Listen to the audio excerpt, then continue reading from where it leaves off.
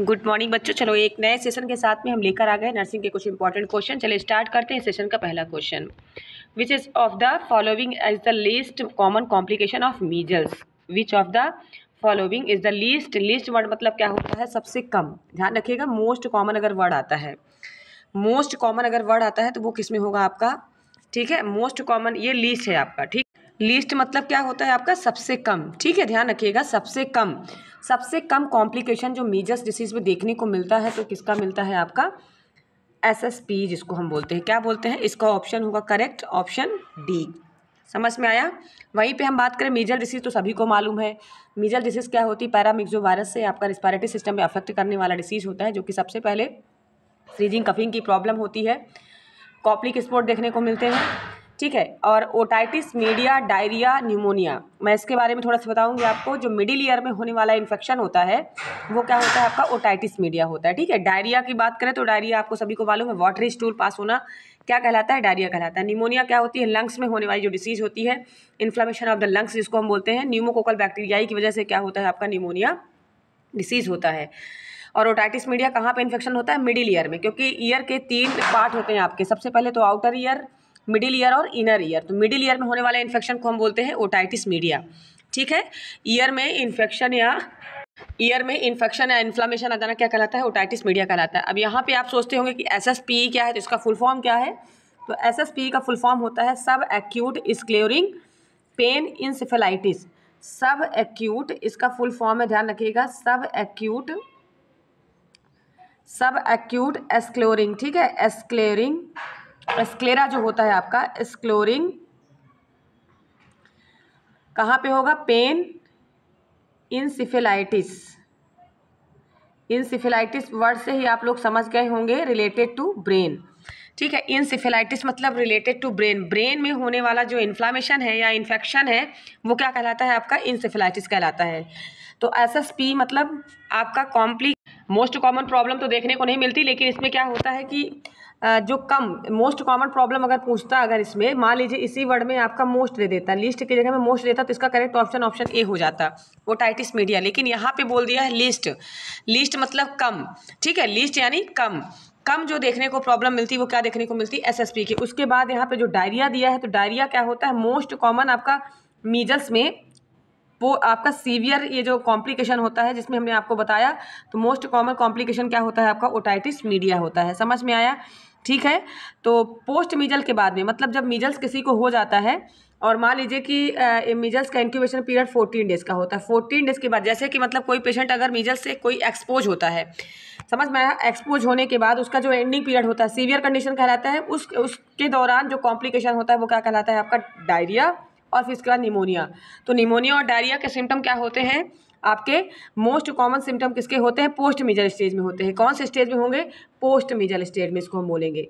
Post मीजल stage में कौन सा आपका सिम्टम देखने को मिलता है? डायरिया और निमोनिया के सिम्टम। ये 2 सिम्टम किस में देखने को मिलते हैं? पोस्ट मीजल्स में। समझ में आया? जब स्टेज किसकी मीजल्स की आती है? पोस्ट। प्री स्टेज में क्या दिखेगा आपका? सबसे पहले तो कॉम्प्लिकेशन, जो कम कॉम्प्लिकेशन देखने को मिलता है, सबसे पहले SSP होगा।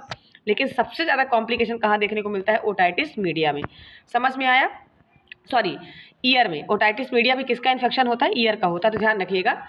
तो कॉम्प्लिकेशन ऑफ मीजल्स का लीस्ट कॉम्प्लिकेशन होगा SSP, जिसको हम बोलते हैं सब एक्यूट स्क्लेरोटिक पेन इंसेफेलाइटिस। और एक चीज़ और ध्यान रखना, ये जो लीस्ट कॉम्प्लिकेशन देखने को मिलता है ये कब, कितने टाइम के बाद देखने को मिलता है, तो ये भी आपको ध्यान रखना है। तो 7 to 10 ईयर में ये पेशेंट में देखने को मिलता है, 7 से 10 साल बाद। मतलब अगर किसी भी पेशेंट को मान लीजिए मीजल्स इन्फेक्शन हुआ है तो कितना टाइम ड्यूरेशन हो जाएगा? 7 to 10 ईयर तक। मतलब 7 to 10 ईयर के बाद ही ये कॉम्प्लिकेशन उसके अंडर में क्या होगा? देखने को मिलेगा। 7 से 10 साल बाद, 7 से 10 साल बाद क्या होगा? ये कॉम्प्लिकेशन देखने को मिलेगा। नेक्स्ट क्वेश्चन हम देखेंगे।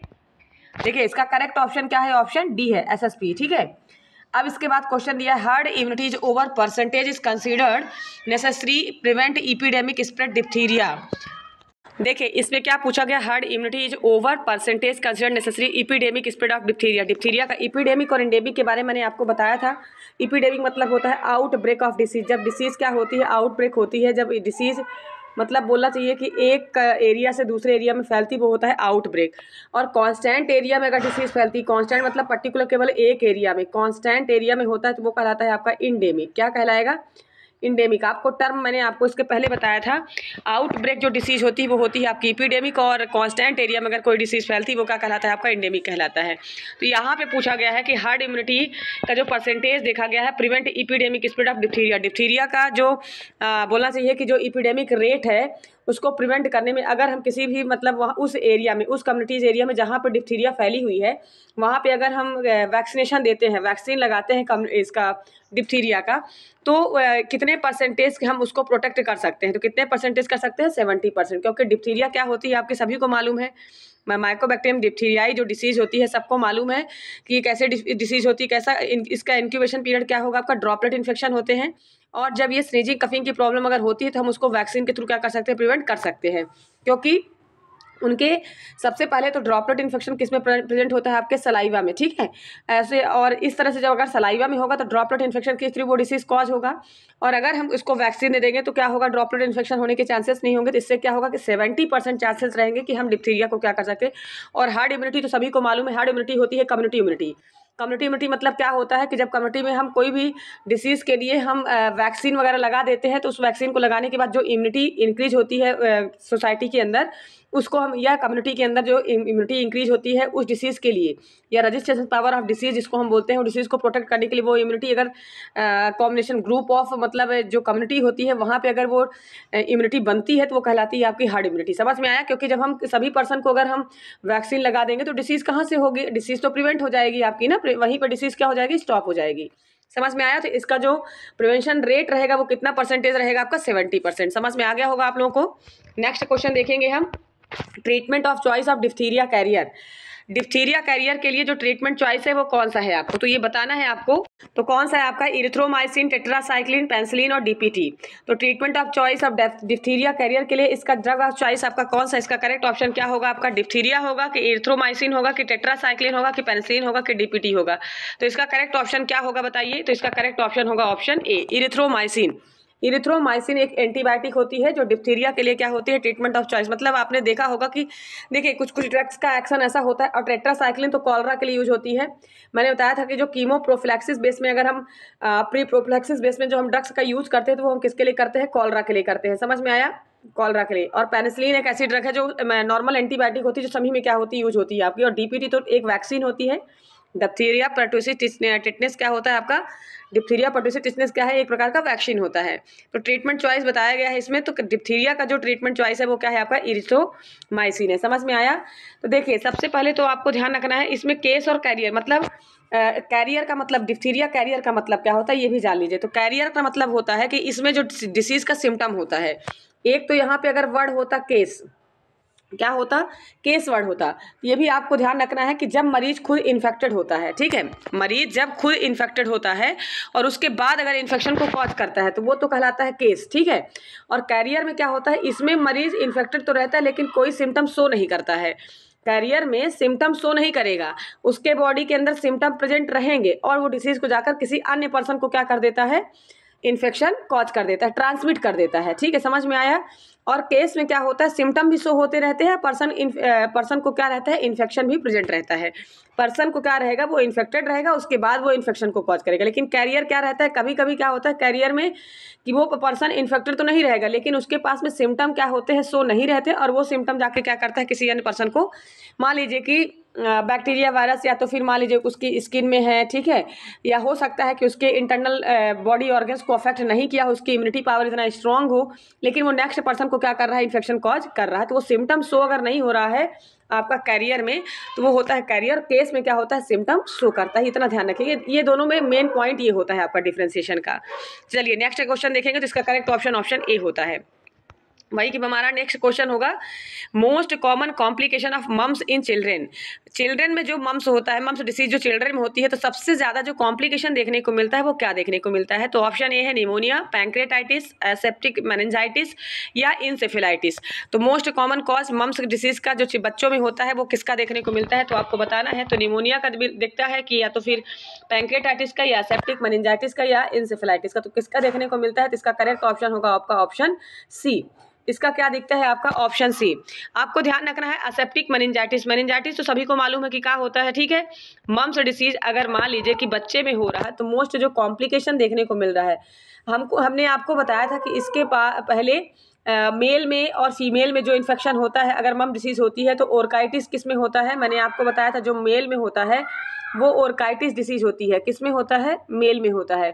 और वहीं पे हमने आपको बताया था ऊफ्राइटिस, ऊफ्राइटिस बताया था आपको, हम किस में बताए थे, ऊफ्राइटिस आपको फीमेल में बताए थे। और ये ओरकाइटिस का मतलब क्या होता है, इन्फ्लेमेशन ऑफ द टेस्टिस, ऊफ्राइटिस मतलब होता है इन्फ्लेमेशन ऑफ द ओवरी। समझ में आया, ठीक है। इसमें क्या होता है, जो उनका रिप्रोडक्शन रेट होता है वो क्या होता है, फेल हो जाता है, इनफर्टिलाइजेशन हो जाता है, मतलब उनकी जो रिप्रोडक्टिव रेट होती है वो क्या होती है, कम हो जाती है। समझ में आया। तो इन्फ्लेमेशन ऑफ ओवरी, क्योंकि जिस ओवरी से क्या होता है आपका ओवम रिलीज होता है, और टेस्टिस से क्या होता है आपका स्पर्म रिलीज होता है। इससे क्या होता है कि उनकी जो क्वांटिटी है उनका रेट है क्या होता है, कम हो जाता है, क्योंकि उसमें क्या होती है, स्वेलिंग हो जाती है। इससे रिप्रोडक्शन रेट जो है वो क्या होता है, कम हो जाता है। समझ में आया। तो ये इन्फेक्शन किस में देखने को मिलता है, एडल्ट में देखने को मिलता है, मेल और फीमेल में। बच्चे में क्या पूछा गया है, क्या कॉम्प्लिकेशन देखने को मिलता है, तो मेनिंजाइटिस का। अब हम बताते हैं आपको मेनिंजाइटिस क्या होता है। मेनिंजाइटिस सभी को मालूम है, जो covering layer of the brain की जो कवरिंग लेयर होती है उसमें इन्फ्लामेशन हो जाना क्या कहलाता है, मेनिंजाइटिस। असेप्टिक और सेप्टिक, तो असेप्टिक मतलब इसमें इन्फेक्शन, असेप्टिक ये ध्यान रखिएगा, असेप्टिक मतलब होता है इन्फेक्शन तो प्रेजेंट नहीं रहेगा, लेकिन वो क्या करता है, मेनिंजाइटिस मतलब मेनिंजस में इन्फ्लामेशन लाता है। किसी प्रकार का इन्फेक्शन तो नहीं रहेगा सीवियर, लेकिन क्या करता है वो मेनिंजस। असेप्टिक मतलब समझ में आया, असेप्टिक टेक्निक आपने सुना होगा और सेप्सिस टेक्निक आपने सुना होगा। तो प्रेजेंस ऑफ इन्फेक्शन और प्रेजेंस ऑफ नॉट इन्फेक्शन, दो समझ में आया। इसमें क्या रहता है असेप्टिक मेनिंजाइटिस में कि किसी भी प्रकार का, मान लीजिए कि इसमें क्या देखने को मिलेगा, किसी भी प्रकार का आपका इन्फेक्शन नहीं रहेगा, लेकिन मेनिंजस में क्या रहेगा, स्वेलिंग आ जाएगी। अब वहीं पे हम बात करें कि जो मेनिंजाइटिस होता है आपका, तो आपको सभी को मालूम होना चाहिए कि मेनिंजाइटिस की कितनी लेयर होती है, 3 लेयर होती है, ड्यूरा मैटर, पाया मैटर, अरेक्नॉइड। सभी को मालूम है ड्यूरा मैटर, अरेक्नॉइड और पाया मैटर। ड्यूरा मैटर, अरेक्नॉइड और आपका क्या कहलाता है, पाया मैटर। 3 लेयर होती हैं, 3 कवरिंग लेयर से मिलकर क्या बनता है आपका, मेनिंजाइटिस की लेयर बनती है, जिसमें से ड्यूरा मैटर और अरेक्नॉइड जो लेयर होता है आपका, 2 लेयर जो होती है इसको हम लेप्टोमेनिंजस बोलते हैं। क्या बोलते हैं, लेप्टोमेनिंजस। और जो आपका क्या होता है, ड्यूरा मैटर, अरेक्नॉइड मैटर और पाया मैटर। समझ में आया। ड्यूरा मैटर और आपका जो पाया मैटर होता है वो क्या कहलाता है, पैकी मेनिंजाइटिस। समझ में आया।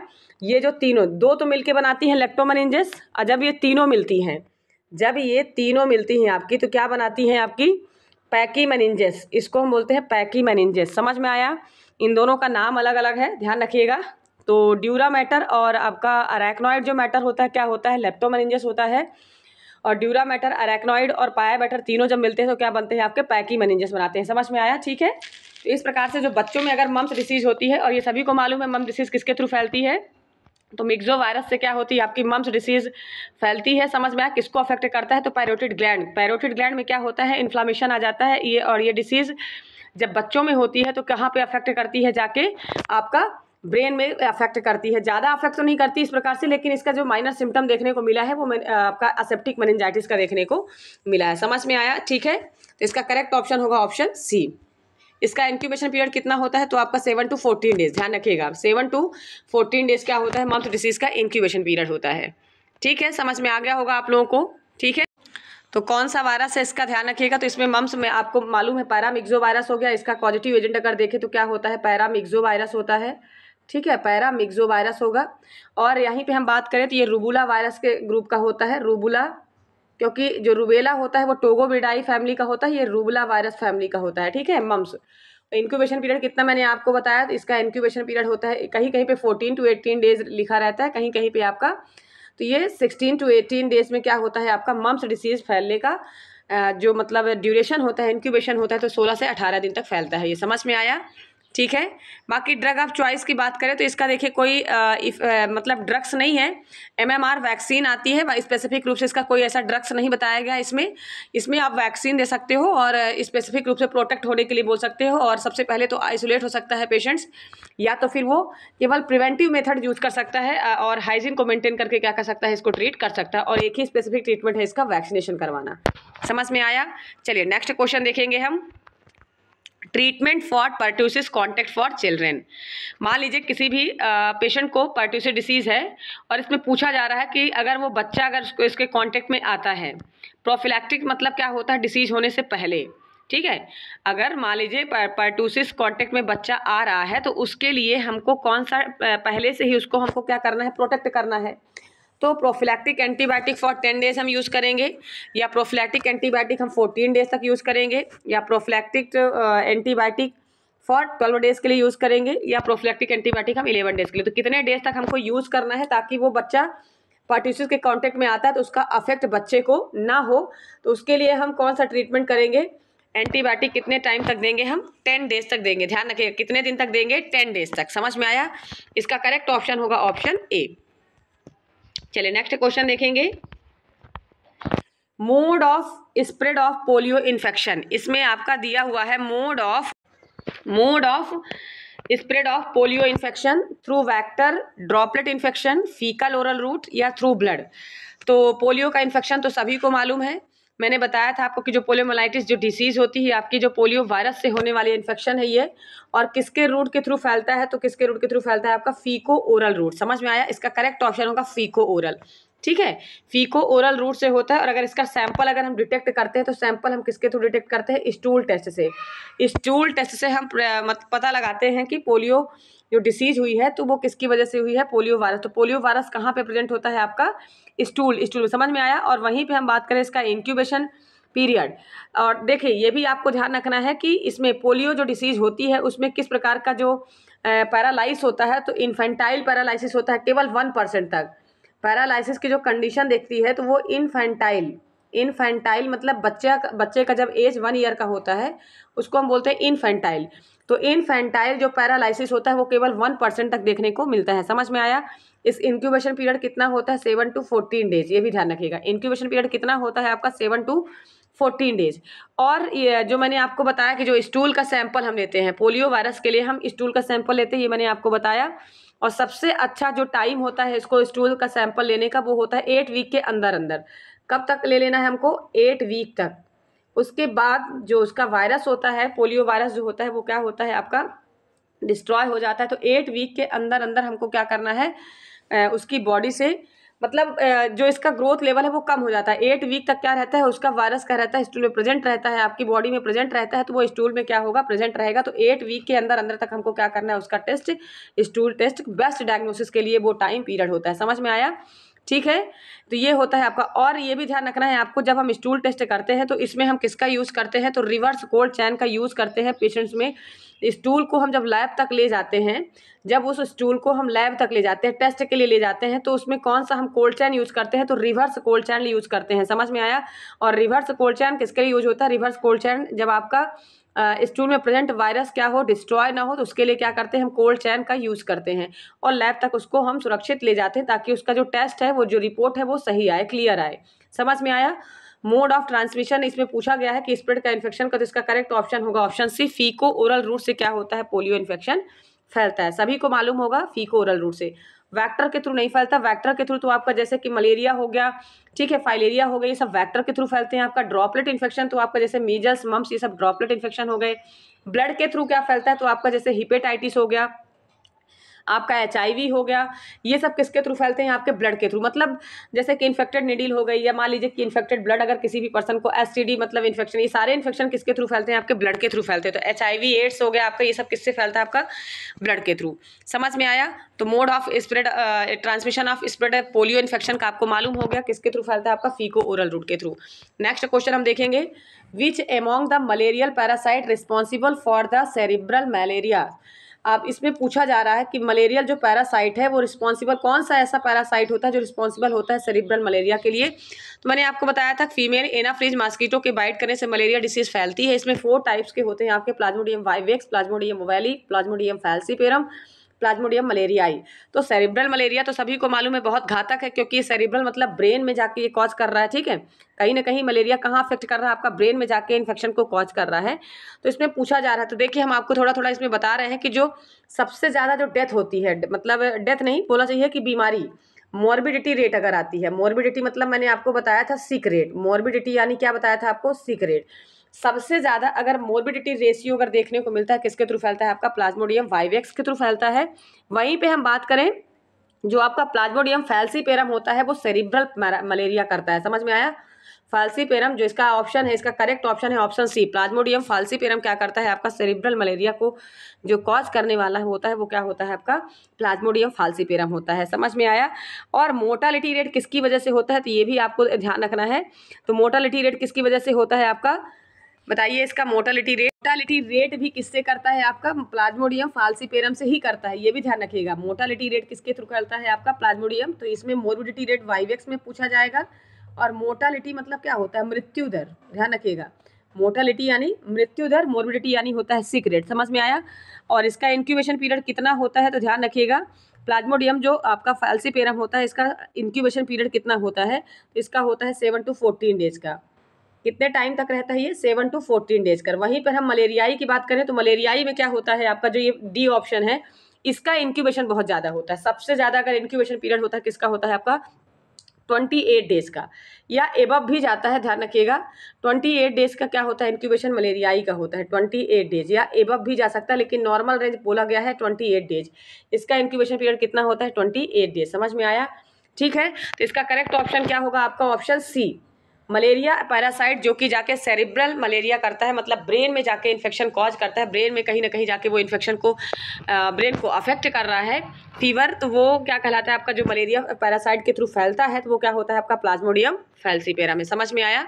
चलिए ठीक है, नेक्स्ट क्वेश्चन हम देखेंगे। In case of dog bite the biting animal should be observe for at least, पूछा जा रहा है इसमें कि in case dog bite the biting animal should be observe for at least हमको कितने टाइम तक क्या करना है। उस किसी भी पेशेंट को मान लो डॉग बाइट करता है, कुत्ते ने काट लिया उसको, और उसका जो देखना है ऑब्जर्व करना है कितने टाइम तक, मतलब कुत्ते को ऑब्जर्व करना है। ध्यान रखिएगा पेशेंट के साथ साथ में कुत्ते को भी ऑब्जर्व करना है कि कुत्ते की डेथ तो नहीं हो गई, या कुत्ता किस कंडीशन पे था, ठीक है, क्या उसको रेबीज डिसीज प्रेजेंट थी कि नहीं थी, कुत्ता इन्फेक्टेड था कि नहीं था। ठीक है। तो ये आपको देखना है कितने टाइम तक, जब कुत्ता मान लीजिए किसी भी पेशेंट को काटता है तो कितने टाइम तक उसको ऑब्जर्व करते रहना है। तो 5 डेज 10 डेज 15 डेज या 20 डेज, मतलब जो भी डेज है। तो इसका करेक्ट ऑप्शन होगा ऑप्शन बी 10 दिन तक उस कुत्ते को या उस डॉगी को क्या करना है ऑब्जर्व करके रखना है। क्यों रखना है, क्योंकि उसमें देखना है कि अगर मान लीजिए कभी बाई चांस अगर डॉगी की अगर डेथ हो जाती है, ठीक है, डॉग की अगर डेथ हो जाती है, कुत्ते की डेथ हो जाती है, इसका मतलब उसको रेबीज डिसीज प्रेजेंट था। ध्यान रखिएगा इसका मतलब आपको ध्यान रखना है कि रेबीज डिसीज उसको प्रेजेंट था, मतलब अब पेशेंट को कहीं ना कहीं रेबीज डिसीज हो चुकी है, तो मतलब ये डेंजरस पीरियड हो जाएगा। लेकिन अगर उस समय में 10 दिन के अंदर अगर डॉग की डेथ नहीं होती है तो मतलब उसको जो रेबीज डिसीज है वो नहीं है। ध्यान रखिएगा वो डिसीज उसको नहीं है, ये आपको ध्यान देना है। ठीक है। और जो आपका डॉग क्या होता है, इस तरह में जो पर्सन्स होता है इस तरह में क्या होता है वो सेफ होता है। अगर मान लीजिए कि अगर डॉग की डेथ नहीं होती है तो इस तरह में पर्सन क्या होता है सेफ हो जाता है। समझ में आया। ठीक है। तो हमको उसको 10 डेज तक क्या करना है ऑब्जर्व करके रहना है। ठीक है। इसका करेक्ट ऑप्शन क्या होगा ऑप्शन बी। चलिए नेक्स्ट क्वेश्चन देखेंगे हम। Chemoprophylaxis of malaria can be done by all except, chemoprophylaxis of malaria can be done by all except. Chemoprophylaxis मतलब होता है कोई भी डिसीज होने से पहले क्या क्या हम मतलब मलेरिया डिसीज के लिए हम कौन सा कीमोप्रोफिलैक्सिस यूज करेंगे, बाकी को एक को छोड़कर। एक्सेप्ट वर्ड पूछा है, ध्यान रखिएगा किससे रिलेटेड होगा आपका, एक को छोड़कर। क्लोरोक्वीन, मेफ्लोक्वीन, प्रोगोनिल या प्रीमाक्वीन। तो हम किसको छोड़कर क्या कर सकते हैं कि कौन सा कीमोप्रोफिलैक्सिस हम यूज़ कर सकते हैं, तो इसमें से कौन सा ड्रग्स होगा आपको बताना होगा।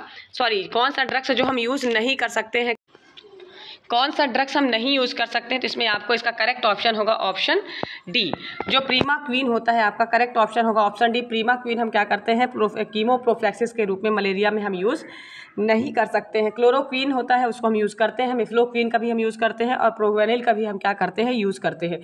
ध्यान रखिएगा इसका यूज़ हम इसलिए नहीं करेंगे क्योंकि प्रीमाक्वीन करता क्या है, तो आपके लीवर में जाके ये टॉक्सिक इफेक्ट दिखाता है। कहाँ इफेक्ट करता है आपका प्रीमाक्वीन, टॉक्सिक इफेक्ट कहाँ दिखाएगा, लीवर में जाके करता है। ठीक है। हीमोलाइटिक एनीमिया भी क्या करता है, ये कॉज करता है। क्यों, क्योंकि ये जाके क्या करता है कि लीवर में एक तो पहली बार टॉक्सिसिटी अफेक्ट करता है, और हीमोलाइटिक एनीमिया भी करता है, क्योंकि वहाँ पे अगर मान लीजिए कि अगर आरबीसी जो होती है वो हीमोलाइटिक एनीमिया अगर होती है तो देखिए उसमें हमको प्रीमाक्वीन नहीं देना है, क्योंकि उसमें क्या होती है आरबीसी क्या होती है ब्रेक डाउन होने लगती है। और G6PD की कंडीशन पे भी हमको नहीं देना है। किस कंडीशन पे नहीं देना है, G6PD की कंडीशन, क्योंकि ग्लूकोज का लेवल अगर कम होता है, G6PD वाला जो पेशेंट्स है उसको भी हमको क्या करना है, प्रीमाक्विन डिसीज नहीं देना है, ध्यान रखिएगा। समझ में आया? तो इस कंडीशन पे हमको प्रीमाक्विन ड्रग्स नहीं देना है, क्योंकि इसका क्या होता है, साइड इफेक्ट होता है। तो मलेरिया की ड्रग्स तो है, लेकिन पूछा जा रहा है कि कीमोप्रोफिलैक्सिस के रूप में हमको कौन सी ड्रग्स मलेरिया का नहीं यूज़ करना है, तो वो नहीं यूज़ करना है कौन सा, प्रीमाक्विन। देखिए कीमोप्रोफिलैक्सिस मतलब होता है ट्रायल रूप में, मतलब डिसीज होने से पहले ही आप क्या करते हैं, उसको प्रिवेंट करने की कोशिश करते हो, होता है कीमोप्रोफिलैक्सिस। समझ में आया? तो इसका करेक्ट ऑप्शन होगा ऑप्शन डी। नेक्स्ट क्वेश्चन हम देखेंगे, dehydrated child will have option A skin pinch, goes back slowly, depress fontanelle, या संकिन आइज, या ऑल ऑफ एबव। तो आपको ध्यान रखना है, इस पे पूछा क्या गया है, dehydrated child will have, dehydrated मतलब होता है जब किसी भी पर्सन के या पेशेंट के अंदर क्या होता है, वाटर की इतनी ज़्यादा डिफिशियंसी होती है कि पेशेंट किस में जाता है, डिहाइड्रेशन की कंडीशन पे जाता है। समझ में आया? ठीक है, तो ये पूछा जा रहा है कि अगर किसी भी बच्चे को मान लीजिए डिहाइड्रेशन की प्रॉब्लम है तो क्या क्या प्रॉब्लम देखने को मिलेगी। Skin pinch goes back slowly, मतलब अगर आप उसकी स्किन को पिंच करते हो, ठीक है, पिंच करते हो तो क्या उसका स्किन दोबारा जब बैक होती है अपने नॉर्मल कंडीशन में तो क्या धीरे धीरे जा रही है, ठीक है। जैसे आपने देखा जो ओल्ड एज के पर्सन्स होते हैं उनमें झुर्रियाँ टाइप से पड़ी होती है, तो जब किसी पर्सन में पानी की इतनी ज़्यादा कमी हो जाती है तो क्या होती है, जब उसकी स्किन को थोड़ा सा टच करो, पिंच करो, तो वो क्या होती है, बैक ही नहीं हो पाती है, ठीक है, उसी पोजीशन में रहेंगी पर बहुत धीरे धीरे वो बैक होती हैं। वहीं पे डिप्रेस फॉन्टेनल, जो फॉन्टेनल होते हैं एंटीरियर फॉन्टेनल, पोस्टीरियर, मतलब जो फॉन्टेनल होते हैं आपके, फॉन्टेनल सभी को मालूम है, ठीक है, तो जो फॉन्टेनल होते हैं वो डिप्रेस रहते हैं बच्चे के अंदर में। समझ में आया? ठीक है। और संकेन आइज कैसी रहेंगी आपकी, इतना ड्राइनेस हो जाएगा कि आई पूरी निकली हुई दिखेगी, संकेन आइज देखने को मिलेगी आपको। समझ में आया? ये किस में देखने को मिलता है, डिहाइड्रेशन में। तो ये चारों कंडीशन आपको, तीनों कंडीशन देखने को मिलेंगी, इसका करेक्ट ऑप्शन होगा ऑप्शन डी।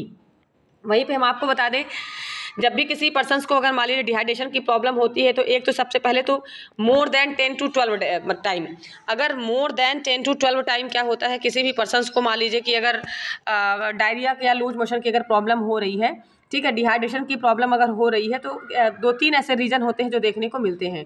तो एक तो आपका ये जो 3 कंडीशन दी है वो भी होता है आपका, और जो पल्स रेट होता है वीक थ्रेडी पल्स भी रहता है। डिहाइड्रेशन में क्या रहता है, वीक थ्रेडी पल्स रहेगा, जो उसकी पल्स रहेगी वो रुक रुक के आएगी, ठीक है, थ्रेडी पल्स रहेगा।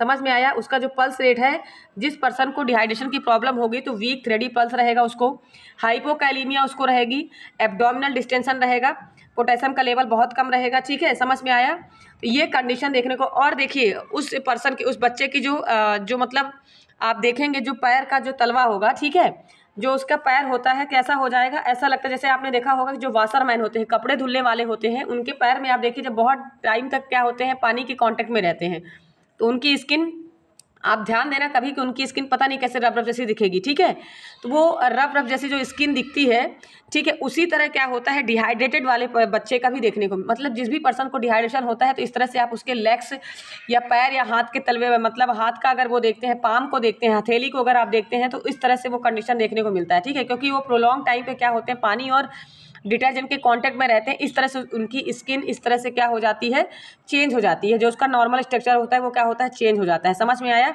ये होता है किसका, डिहाइड्रेशन का सिम्टम। और एक बात याद रखिएगा, 2 कंडीशन होती है, एक तो यहाँ पे डिप्रेस फॉन्टेनल आता है, एक होता है बल्जिंग फॉन्टेनल। 2 कंडीशन हम आपको बताएंगे। तो बल्जिंग फॉन्टेनल क्या होता है, बल्जिंग फॉन्टेनल तो जब बच्चा मान लीजिए बर्थ होता है, ठीक है, बच्चा जब जन्म लेता है तो उसका जब फॉन्टेनल उभरा हुआ रहेगा, और ये उभरा हुआ फॉन्टेनल कब रहता है, इंट्राक्रैनियल प्रेशर की वजह से, जब ब्रेन में आईसीपी बहुत बढ़ जाता है, जब ब्रेन में इंट्राक्रैनियल, तो इंट्राक्रैनियल प्रेशर क्या होता है आपका 5 to 15 होता है, ठीक है, कितना होता है 5 to 15, और इंट्राक्रैनियल प्रेशर अगर ब्रेन में बढ़ जाता है तो बल्जिंग फॉन्टेनल हो जाता है, मतलब फॉन्टेनल क्या होते हैं, उभर जाते हैं। समझ में आया?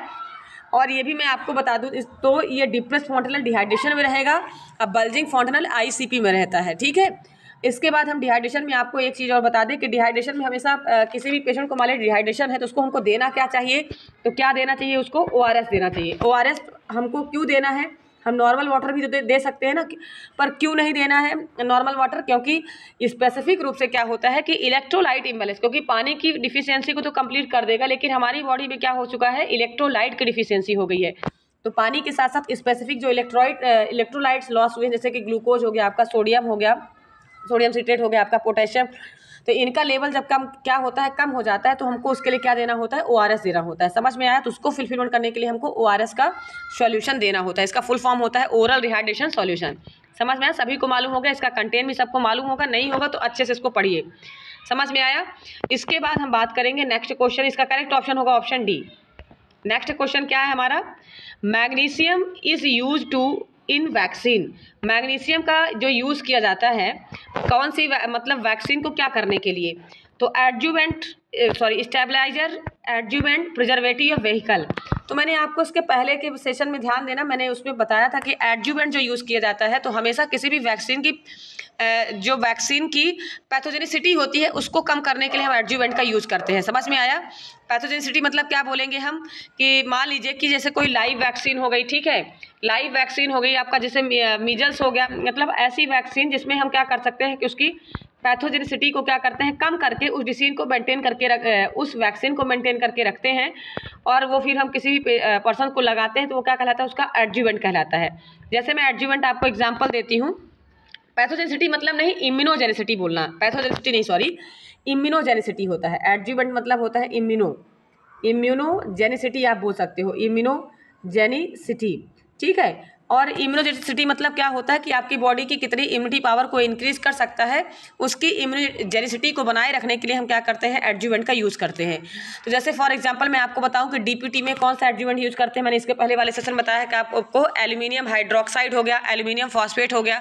तो इस तरह से एडजुवेंट हमने आपको इसमें बताया था कि आपके जो वैक्सीन होते हैं उनकी इम्यूनोजेनिसिटी को बनाए रखने के लिए हम एडजुवेंट का यूज़ करते हैं। समझ में आया?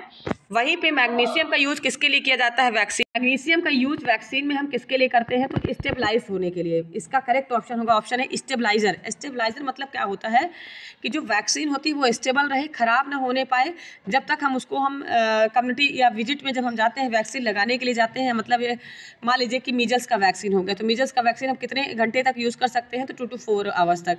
आपको सभी को मालूम है लाइव वैक्सीन जितनी भी होती है मिनिमम उसको हम क्या मैक्सिमम रूप से हम 4 आवर्स तक ही उसका हम क्या कर सकते हैं, यूज़ कर सकते हैं। तो किसी भी वैक्सीन का जब हम उसके स्टेबलाइज को रखने के लिए वो वैक्सीन खराब ना हो पाए उतने टाइम तक तो वो चल जाए जितना उसका ड्यूरेशन होता है, तो उसको स्टेबलाइज होने के लिए हम क्या यूज़ करते हैं, मैग्नीशियम का यूज़ करते हैं। ध्यान रखिएगा, हम वैक्सीन में जब उसको स्टेबलाइज करने के लिए क्या यूज़ करेंगे, मैग्नीशियम का। इसका करेक्ट ऑप्शन होगा ऑप्शन ए। समझ में आ गया होगा आप लोगों को? चलिए ठीक है, नेक्स्ट क्वेश्चन हम देखेंगे, परसिस्टेंट डायरिया इन इन्फेंट। परसिस्टेंट जो डायरिया होता है इन्फेंट में, तो कितने डेज के बाद बोला जा रहा है कि जो डायरिया बच्चे में प्रेजेंट होता है तो कितने टाइम तक वो परसिस्टेंट लगातार बना रहता है, ठीक है, बच्चे के अंदर। तो 7 डेज तक रहता है, 21 डेज तक रहता है, 1 मंथ तक रहता है, 7 या तो फिर 14 डेज, 21 डेज तक रहता है, या 1 मंथ तक रहता है कि 7 डेज तक रहता है। तो आपका जो परसिस्टेंट डायरिया है वो बच्चे में, बच्चा मतलब इन्फेंट मतलब 28 डेज से लेकर, इसका जो एज ग्रुप है मैंने कितना बताया था आपको, 28 डेज से लेकर 1 ईयर तक। कितने ईयर तक? 1 ईयर तक। 1 साल का जो बच्चा है आपका 28 डेज क्या हो जाएगा, नियोनेट कहलाएगा, क्योंकि बर्थ के बाद जो बच्चा 28 दिन का है, 1 मंथ का है, वो कहलाता है नियोनेट। वहीं पर 1 मंथ से लेकर 1 ईयर तक का जो बच्चा रहेगा वो क्या कहलाएगा, इन्फेंट कहलाएगा। तो पूछा जा रहा है लगातार जो डायरिया किसी बच्चे को अगर हो रहा है, परसिस्टेंट डायरिया अगर उसको हो रहा है, ठीक है, तो वो पूछा जा रहा है कि ये जो डायरिया होता है वो कितने टाइम तक बना रहता है, उसका जो इंक्यूबेशन पीरियड है वो कितने टाइम तक रहता है बच्चे में। इसका करेक्ट ऑप्शन होगा ऑप्शन ए। कितने टाइम तक रहता है, 14 डेज तक, 14 दिन तक इसका क्या रहता है, परसिस्टेंट डायरिया बना रहता है। समझ में आया? चलिए नेक्स्ट क्वेश्चन देखेंगे। Pre exposure prophylaxis for rabies is given on. Pre exposure prophylaxis of, exposure होने से पहले, प्री मतलब क्या होता है पहले, और एक्सपोज होने मतलब उसके कांटेक्ट में आने से पहले रेबीज कितने दिन तक क्या होता है, ये फैलता है, उसका प्रोफिलैक्सिस रेट कितना होता है, मतलब उसके पहले ही अगर उसको रेबीज का जैसे कि वैक्सीन अगर हम देते हैं मान लीजिए, या वैक्सीन का नहीं है, इसका डोज बताया गया है कि एक्सपोज होने का बताया गया है कि अगर किसी भी मान लीजिए कि एंटी रेबीज जो वैक्सीन हम देते हैं किसी भी पेशेंट को, ठीक है, आप इसका जो डोज दोगे या कितने डेज तक हमको उसको वैक्सीन हमको उसको देना होता है। प्री एक्सपोजर मतलब रेबीज का जो वायरस होता है वो एक्सपोज ना हो उसके पहले ही हमको कितने दिनों तक मतलब दे देना है, ठीक है, कितने दिन के अंदर। तो डेज ऑफ सबसे पहले 0, 3, 7, 14, 28 डेज या 90 डेज के अंदर दे देना है उसको। क्वेश्चन समझ में आया आप लोगों को क्या? Pre exposure prophylaxis for rabies is given in, यहाँ पे पूछा गया है कि अगर रेबीज डिसीज किसी को हो रही है तो इस एक्सपोज होने से पहले हमको जो एंटी रेबीज वैक्सीन देना है, कौन सी वैक्सीन? ARV, इसको हम बोलेंगे ARV, एंटी रेबीज जो वैक्सीन देना है एक्सपोज होने से पहले, वो कितनों दिनों में हमको दे देना है। समझ में आया? प्री एक्सपोजर से पहले पूछा जा रहा है, इसमें एक्सपोजर नहीं बोला गया, प्री एक्सपोजर बोला गया है। ये क्वेश्चन में ध्यान है, क्योंकि एक्सपोजर का अलग आंसर आएगा और प्री एक्सपोजर का अलग आंसर आएगा।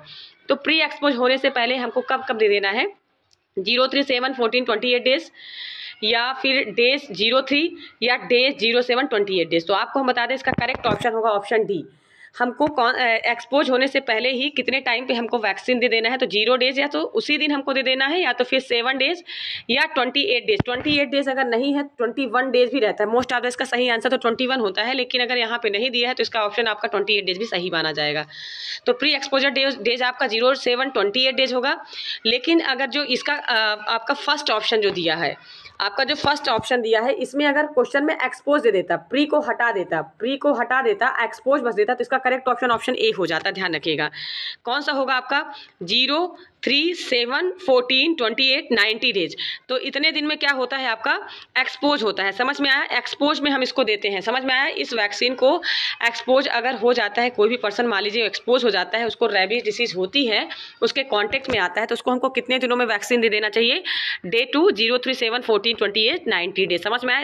इसका करेक्ट ऑप्शन होगा ऑप्शन डी। 0, 7, 28 डेज में हमको क्या करना है? प्री एक्सपोजर पहले हमको रेबीज वैक्सीन दे देना है। समझ में आया? इसका करेक्ट ऑप्शन होगा ऑप्शन डी। नेक्स्ट क्वेश्चन हम देखेंगे, MDT treatment for. MDT treatment मैंने आपको बताया था, MDT ट्रीटमेंट किसके लिए यूज़ किया जाता है? तो जब किसी भी डिसीज़ के लिए एक जो वैक्सीन होती है वो अगर काम नहीं करती है, वर्क नहीं करती, तो उसका जो रेजिस्टेंस पावर है, मतलब वो डिसीज़ को प्रोटेक्ट करने का जो रेजिस्टेंस पावर है उसका वो कम हो जाता है। तो उसके साथ में हम जब एक ड्रग्स के साथ में और ड्रग्स भी कंबाइन करके हम देते हैं तो वो हमारा क्या कहलाता है? MDT। MDT क्या होता है? मल्टी ड्रग थेरेपी बोलते हैं। मतलब एक ड्रग्स से काम नहीं हो रहा है तो हमको 2 ड्रग्स साथ में कंबाइन करके किसी भी डिसीज़ को प्रोटेक्ट करना है, वो कहलाता है MDT ट्रीटमेंट। तो किसके लिए हम यूज़ करते हैं? ध्यान रखिएगा, हम इसके पहले भी बता चुके हैं आपको। तो ये होता है लेप्रोसी के लिए करते हैं, मलेरिया के लिए, फाइलेरिया के लिए हम कौन सा करते हैं? मास ड्रग यूज़ करते हैं। फाइलेरिया के लिए मास ड्रग, ध्यान रखिएगा यहाँ पे जो फाइलेरिया दिया है वो मास ड्रग होता है। मास ड्रग मतलब होता है किसी ड्रग्स के साथ ऐड करके नहीं, जब एक ड्रग का इफेक्ट कम मतलब उसका ड्रग्स का इफेक्ट अगर कम होता है तो हम दूसरा ड्रग्स देते हैं। जैसे कि हम फाइलेरिया के लिए मास ड्रग कौन सा यूज़ करते हैं? DEC। अभी कल वाले सेशन में मैंने आपको ये पढ़ाया है। DEC ड्रग्स जो देते हैं, डाई इंसेफेलॉन जो सिट्रेट ड्रग्स होता है आपका, तो किसके लिए होता है? फाइलेरिया के लिए DEC ड्रग्स होता है। ठीक है। डेंगू हो गया तो डेंगू में क्या होते हैं? आपके प्लेटलेट डिक्रीज हो जाते हैं। मलेरिया में आपको तो मालूम है, मलेरिया में क्या होता है? आपका जो RBC डैमेज होने लगती है, और मलेरिया क्या करता है? आपका क्या करता है? जो ब्रेक बोन फीवर होता है वो डेंगू होता है। मलेरिया क्या करता है? आपका जैसे हीमोरेजिक फीवर हो गया। ठीक है। तो मलेरिया का ये वर्क हो गया। और लेप्रोसी का काम क्या होता है? सभी को मालूम है, मैंने कल बताया था, हैंसन डिसीज और सोशल स्टिग्मा डिसीज के नाम से हम इसको जानते हैं। लेप्रोसी को हम किस नाम से जानते हैं? हैंसन डिसीज या सोशल स्टिग्मा डिसीज के नाम से जानते हैं। और इसका जो ड्रग ऑफ चॉइस है वो होता है डेप्सोन। जो ड्रग्स हम यूज़ करते हैं डेप्सोन, और कुनैन वगैरह जो ड्रग्स होता है मलेरिया के लिए यूज़ करते हैं। समझ में आया? ठीक है। तो MDT के जो ड्रग्स होता है डेप्सोन के साथ में जब हम रिफाम्पिसिन देते हैं, क्या कौन सा ड्रग्स देते हैं? डेप्सोन ड्रग का जब क्या इफेक्ट कम हो गया तो हम TB की जो फर्स्ट लाइन ड्रग्स है, रिफाम्पिसिन जो ड्रग्स है, TB की फर्स्ट लाइन ड्रग्स जो होती है, हम उसको डेप्सोन के साथ में क्या करते हैं? कंबाइन करके देते हैं। तो लेप्रोसी को हम क्या कर पाते हैं? ठीक कर पाते हैं। समझ में आया? यहीं पे हम बात करें इसका इंक्यूबेशन पीरियड, तो सभी को मैंने बताया था कि जो इंक्यूबेशन पीरियड होता है वो कितने तक रहता है आपका? 8 वीक से लेकर 8 मंथ से लेकर 8 मंथ से लेकर 20 ईयर्स तक रहता है। 20 साल तक लेप्रोसी का जो इंक्यूबेशन पीरियड होता है वो क्या होता है आपका? लेप्रोसी का होता है। समझ में आया? तो MDT ट्रीटमेंट के लिए आप कौन सा डिसीज यूज़ करते, कौन सा डिसीज़ के लिए आप यूज़ करते हो MDT ट्रीटमेंट? तो वो लेप्रोसी डिसीज़ के लिए करते हो। समझ में आया कि नहीं आया? ठीक है, चलिए। और मलेरिया में सबको मालूम है, मलेरिया सबसे ज़्यादा अफेक्ट किसको करता है? अब मलेरिया ही डिसीज़ में क्या होता है? लीवर सबसे पहले अफेक्ट आता है, उसके बाद क्या होता है? आपका जो स्प्लीनोमेगैली देखने में मिलता है, तो कौन सा डिसीज़ मिलता है? मलेरिया में, क्योंकि उसमें RBC क्या होती है? ब्रेक डाउन होने लगती है मलेरिया में। तो स्प्लीनोमेगैली के चांसेस सबसे ज़्यादा मलेरिया में देखने को मिलते हैं। समझ में आया? नेक्स्ट क्वेश्चन हम देखेंगे, which of the following infection is transmitted by tick? Tick disorder से, मैंने इसके पहले वाले सेशन में, कम्युनिटी के सेशन में देखिए सारे क्वेश्चन हम बता चुके हैं आपको, लेकिन फिर भी हम इसको रिवाइज कर रहे हैं क्योंकि अभी जो बच्चे CHO का एग्जाम देने वाले हैं उनके लिए, ताकि बेनिफिट हो सके। तो जो इन्फेक्शन टिक डिसीज़ के द्वारा फैलती है तो कौन सा है, जेई है, डेंगू फीवर है, जेई मतलब जापानी इंसेफेलाइटिस, ध्यान रखिएगा। जेईस हो गया आपका, डेंगू फीवर हो गया, क्यासनोर फॉरेस्ट डिसीज हो गया, या तो फिर येलो फीवर। तो इसका करेक्ट ऑप्शन क्या होगा बताइए? जी हाँ, इसका करेक्ट ऑप्शन होगा ऑप्शन सी, क्यासनोर फॉरेस्ट डिसीज। अब आपको मैंने इसके पहले बताया था कि टिक डिसीज होती है। टिक डिसीज 2 टाइप्स की होती है, हार्ड टिक होता है, एक होता है सॉफ्ट टिक। हार्ड टिक हो गया आपका, सॉफ्ट टिक, 2 टिक डिसीज होती हैं। और इंडिया में जो डिसीज होती है आपका हार्ड टिक की वजह से होता है, ध्यान रखिएगा। इंडिया में जो डिसीज होती है वो हार्ड टिक की वजह से होती है, और वर्ल्ड में जो होती है, वर्ल्ड में जो डिसीज होती है वो कहाँ होती है आपकी, सॉफ्ट टिक की वजह से होती है। और ये क्यासनोर फॉरेस्ट डिसीज क्यों बोला गया था, मैंने इसके पहले भी आपको बताया था कि क्यासनोर जो फॉरेस्ट में वर्क करने वाले पर्सन्स होते हैं, ये डिसीज वहाँ से उनको क्या होती है, जो टिक होते हैं वहाँ से क्या होते हैं आपकी बॉडी में, आपकी बॉडी से क्या करते हैं, पैरासाइट की तरह वर्क करते हैं, और अपना पूरा जो न्यूट्रिशन लेते हैं वो ब्लड को सक करते हैं, और ब्लड को सक करने के बाद क्या करते हैं, वो लाइव रहते हैं, ठीक है, आपकी बॉडी में। तो ये क्यासनोर फॉरेस्ट जो डिसीज होती है वो क्या होती है आपके टिक डिसीज के थ्रू क्या होती है, फैलती है। टिक आपका जो हार्ड टिक होता है और सॉफ्ट टिक होता है, समझ में आया? 2 टाइप से होते हैं, और हार्ड टिक क्या होता है आपका इंडिया में प्रेजेंट होता है, और सॉफ्ट टिक आपको पूरा ऑल ओवर वर्ल्ड में प्रेजेंट होते हैं। समझ में आया? तो इसका करेक्ट ऑप्शन होगा आपका ऑप्शन सी, ध्यान रखिएगा। क्यासनोर फॉरेस्ट डिसीज जो होती है कैसी डिसीज होती है आपकी, टिक डिसीज होती है। समझ में आया? चलिए नेक्स्ट क्वेश्चन हम देखेंगे। RDA for iodine for adult is, iodine for adult is, तो रिकमेंडेड डाइटरी अलाउंस इसका हम बोलते हैं। आरडीए का फुल फॉर्म होता है रिकमेंडेड डाइटरी अलाउंस। तो आरडीए ऑफ आयोडीन, आयोडीन का जो आरडीए है वो एडल्ट के लिए कितना बताया गया है, ये बताना है आपको, ठीक है? समझ में आया? इससे पूछा गया, देखिए आरडीए रिकमेंडेड डाइटरी अलाउंस जो आयोडीन फॉर एडल्ट के लिए होता है तो कितना होता है नॉर्मल। तो आपको बता दें कि इन्फेंट की बात अगर होती, इन्फेंट में होता तो 90 म्यूजी, ये यूजी नहीं है, ये म्यूजी होगा, ध्यान रखिएगा। म्यूजी का स्ट्रक्चर इस तरह से होता है, ठीक है, 90 म्यूजी। तो ये जो यूनिट है म्यूजी में है आपका, स्मॉल यूनिट होती है। तो recommended dietary allowance for iodine for adult के लिए अगर इसका करेक्ट ऑप्शन होगा ऑप्शन बी, 150 म्यूजी क्या होता है आपका, 150 म्यूजी क्या होता है आपका, यूज़ किया जाता है आयोडीन फॉर द एडल्ट के लिए। वहीं पे पूछा जाता है इन्फेंट के लिए, तो इन्फेंट के लिए यूज़ करते हैं हम 90, 0 to 6 मंथ तक हम कर सकते हैं, ठीक है। इसके बाद हम जो बच्चे का भी एज ग्रुप होता है कम से कम मिनिमम 8 साल तक, 8 ईयर तक हम 90 तक ही यूज़ करते हैं, ठीक है, 8 ईयर तक। इन्फेंट से लेकर 8 साल तक हम पूरा कहा कितना यूज़ करते हैं, 90 म्यूजी तक हम इसका यूज़ करते हैं। उसके बाद आपका 8 ईयर से 13 ईयर, मतलब 8 ईयर से आपका जब कोई भी बच्चा 13 ईयर्स का हो जाता है उसका आरडीए जो आयोडीन का बताया गया है, तो आयोडीन का बताया गया है 120, कितना होता है, 120 म्यूजी होता है, ध्यान रखिएगा। उसके बाद जब 13 से एबव एज होती है तो कितना होता है नॉर्मल जो एडल्ट का होता है, तो वो होता है 150 म्यूजी। समझ में आया? तो आरडीए नॉर्मल आरडीए जो मतलब इन्फेंट में है वो कितना होता है, 90 होता है, 90 होता है। उसके बाद बात करें हम ईयर के बाइज में, तो 8 ईयर्स तक होता है, अगर कोई भी बच्चा 8 साल तक है तो भी 90 तक रहेगा। इसके बाद जब बच्चा क्या होता है 13 ईयर का होता है तो 120 तक जाता है। समझ में आया? जब आपका 120 मतलब एडोलसेंस एज ग्रुप बोला चाहिए, एडोलसेंस एज ग्रुप में, अर्ली एडोलसेंस एज ग्रुप में अगर जाते हैं उस एज ग्रुप को हम क्या बोलते हैं, अर्ली एडोलसेंस ग्रुप। ध्यान रखना, अर्ली होता है, एडोलसेंस की जो एज होती है 3 टाइप्स की होती है, अर्ली, मिडिल और लेट। अर्ली, मिडिल और लेट एडोलसेंस, ये तीनों एज ग्रुप में अलग अलग हैं। तो आपका अर्ली एडोलसेंस एज ग्रुप में हम कितना देते हैं, 120। उसके बाद मिडिल और लेट में हम देते हैं 150, ध्यान रखिएगा। और वही आपका जो नॉर्मल रेंज होता है वो कितना होता है आपका 150 म्यूजी एडल्ट के लिए भी होता है। चलिए ठीक है, इसका करेक्ट ऑप्शन क्या होगा, ऑप्शन बी, 150 म्यूजी हम किस में देते हैं, आपका एडल्ट के लिए देते हैं। समझ में आए? और आयोडीन का बताया गया है लेवल ये। चलिए नेक्स्ट क्वेश्चन देखेंगे। चलिए ठीक है, आज का सेशन इतना ही, और जैसा भी लगा हो आप ज़्यादा से ज़्यादा बच्चों को शेयर करिए। और जिन क्वेश्चन में आपको अगर प्रॉब्लम है वो ये कमेंट्स करके इसमें बताएं हमको कि मतलब इस क्वेश्चन में हमको समझ में नहीं आया। कोई एक बच्चे का लास्ट में आया था टैलिप्स वैल्गस कुछ करके, या टैलिप कुछ क्वेश्चन ऐसा करके बच्चे पूछे थे, मुझे क्लियर याद नहीं है अभी, लेकिन किसी सेशन में मैंने पढ़ाया था तो मैंने कल कमेंट्स देखा उसमें। तो देखिए टैलिप्स वायरस और वैल्गस, आप इसका डायग्राम देख लीजिए, आपको डायग्राम पिक्चर्स में जब आप देखोगे तो पिक्चर्स में आपको अच्छे से समझ में आ जाएगा। वायरस और वैल्गस, वैल्गस मतलब होता है आपका बाहर की ओर आउटवर्ड हो जाना, और वायरस मतलब क्या होता है आपका इनवर्ड हो जाना। वैल्गस और वायरस 2 वर्ड होते हैं, ध्यान रखिएगा, वैल्गस और वायरस, तो आउटवर्ड और इनवर्ड। तो वैल्गस आपका क्या हो जाएगा, आपका इनवर्ड हो जाएगा। आपका जो वायरस होता है, समझ में आया, टैलिप्स वायरस क्या होता है आपका इनवर्ड होता है, और टैलिप्स वैल्गस क्या होता है आउटवर्ड होता है, ध्यान रखिएगा। ठीक है। तो अभी आप अगर इसको डायग्राम में देखोगे तो समझ में आएगा। और ये सब कॉन्जेनाइटल डिफॉर्मिटी होती हैं, ध्यान रखिएगा, कॉन्जेनाइटल डिफॉर्मिटी होती हैं आपकी। टैलिप्स इक्विनस हो गया, ठीक है, टैलिप्स वायरस हो गया, टैलिप्स वेल्गस हो गया। तो वायरस समझ में आ गया होगा। इनवर्ड मतलब होता है अंदर की ओर मुड़ जाना, और आउटवर्ड मतलब होता है पैर का बाहर की ओर मुड़ा हुआ होना। आप देखते हो जैसे कि पैर का शेप थोड़ा सा इस तरह से होता है, तो अंदर की ओर मुड़ेगा तो वो कहलाएगा इनवर्ड। और जब यही पैर क्या होता है, बाहर की ओर मुड़ता है जाके, इस तरह से बाहर की ओर जाता है आपका, तो वो क्या कहलाता है आपका आउटवर्ड। और एक होता है टैलिप्स कैल्केनियस। तो कैल्केनियस बोन के थ्रू, मतलब जब बच्चा चलता है, ठीक है, पूरी तरह से उसका जो पैर है वो टच नहीं करता है फ्लोर को, ठीक है। तो अगर वो टच नहीं कर रहा मतलब वो कैल्केनियस क्या होता है आपका। तो इस तरह से जब आप उसको स्ट्रक्चर में देखोगे तो बहुत ईजिली आपको समझ में आ जाएगा। तो चलिए ठीक है, आज का सेशन कैसा लगा, लाइक एंड शेयर करिएगा, और जीएस इंडिया ग्रुप को ज़्यादा से ज़्यादा लोगों को शेयर करिएगा। धन्यवाद। एक नए सेशन के साथ में कल हम फिर स्टार्ट करेंगे नर्सिंग के कुछ इंपॉर्टेंट क्वेश्चन, और सीएचओ बेस में ही हम क्वेश्चन रख रहे हैं। कम्युनिटी के ज़्यादातर क्वेश्चन हम इसमें मेंशन कर रहे हैं, ध्यान रखिएगा, ठीक है। और थ्योरी क्लास जिसको देखना होगा तो जो मेरा साइट है मेरे नाम पर ही बनी हुई है, ठीक है, पूजा मिश्रा नर्सिंग क्लासेस करके मेरी क्लास है। तो अगर जिसको देखना होगा तो वो आप थ्योरी क्लास दे सकते हो। धन्यवाद।